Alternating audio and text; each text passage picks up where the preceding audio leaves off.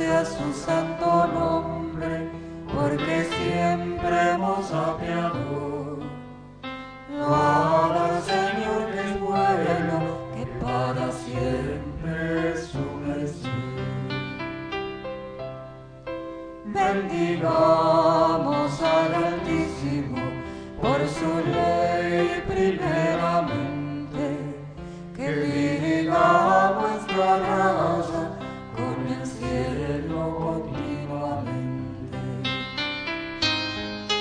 Bendigamos al Altísimo por el pan segundamente, y también por los manjares que comimos juntamente.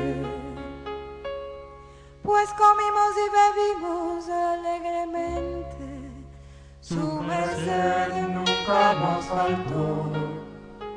Loada al Señor que es bueno, que para siempre su merced.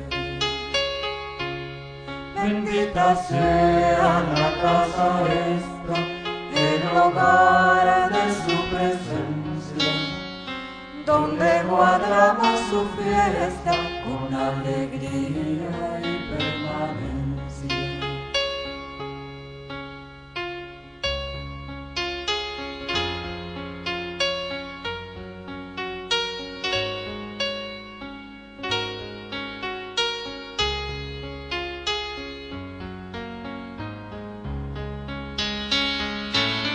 Bendita sea la casa esta, que nunca manque en ella fiesta, tarde, mañana y siesta, anuncia todos los dichos de Israel.